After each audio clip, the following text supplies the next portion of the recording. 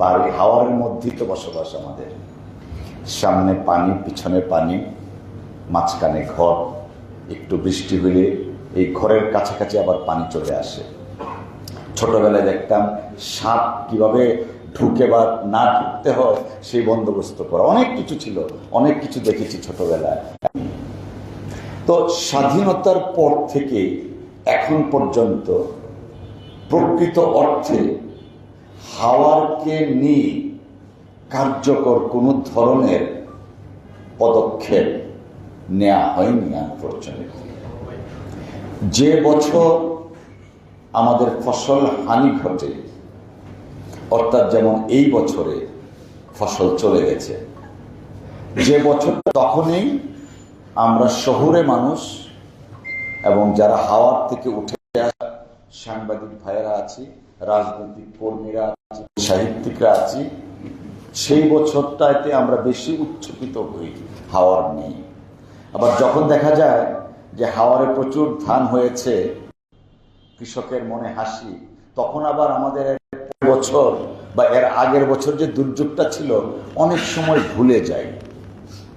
তো আমার কাছে মনে হয় যে আমাদের হাওর নিয়ে স্বাধীনতার পর থেকে এখন পর্যন্ত তেমন কোনো উদ্যোগ, টেকসই উদ্যোগ বা পরিকল্পনা নেয়া সায়েন্টিফিক ওয়েতে সেটা এখন পর্যন্ত করা হয়নি।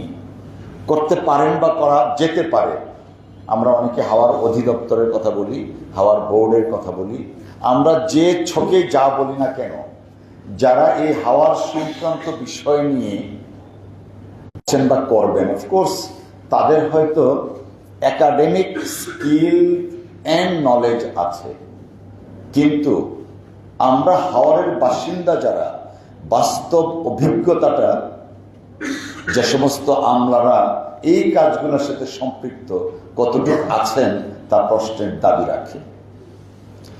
আমি একজন রাজনৈতিক কর্মী হিসাবে আমার জন্ম বেড়ে ওঠা ঠিক হাওরের মাঝখানে, কিন্তু যখন পলিসি মেকিং কিছু হবে তখন সচিবালয় থেকে আমলারা নির্ধারণ করে দেন কিভাবে কি হবে, এবং অনেকাংশে দেখা যায় যে জনপ্রতিনিধি যারা আছেন তাদের সাথে তেমন কনসালটেশনটা পর্যন্ত করা হয় না।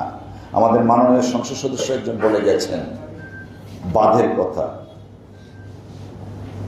এই সমস্ত কাজগুলো বিগত দিনে হয়েছে ব্যক্তিগত সৌন্দর্য, চোখের সৌন্দর্য রক্ষার জন্য। কত বড় একটা হাওরের মাঝখানে আমরা বড় বাঁধ দিয়েছি, এবং আমরা সাংবাদিক ভাইয়েরা এসছে সেটাকে নিয়ে বিগত অনেক বছর উচ্চকিত ছিল, প্রশংসায় পঞ্চমুখ ছিলেন।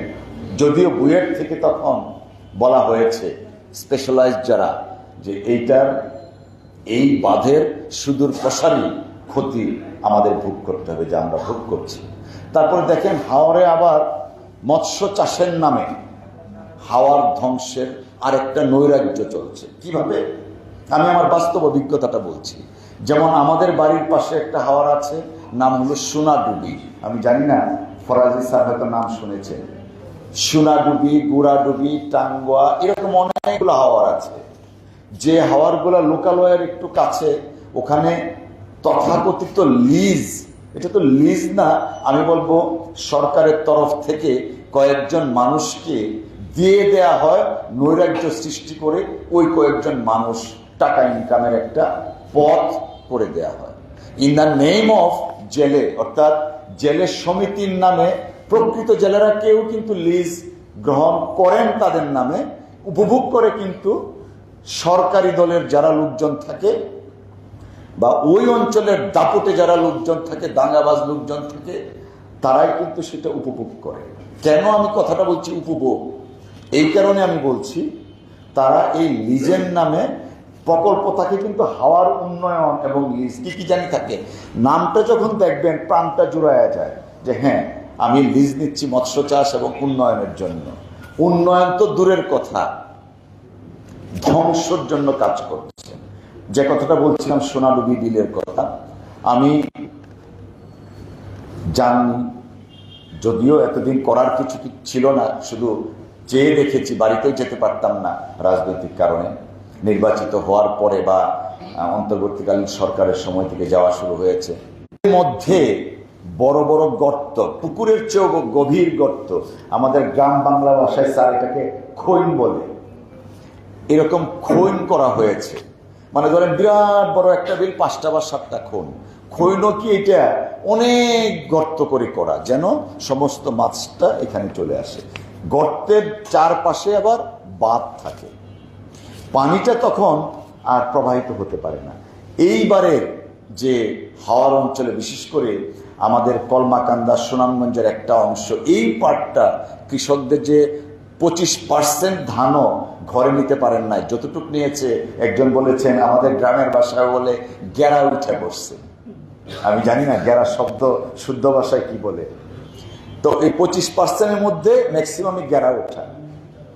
তো এই যে পুকুর খনন করা হয়েছে, আনফর্চুনেটলি প্রশাসন নির্বিকার ছিল, রাখতে বাধ্য করা হয়েছিল বিভিন্নভাবে, বা কেউ বাধ্য হয়েছিলেন, কেউ মেনে নিয়েছিলেন, কেউ বা এই প্রলুব্ধ করেছেন আরো বেশি।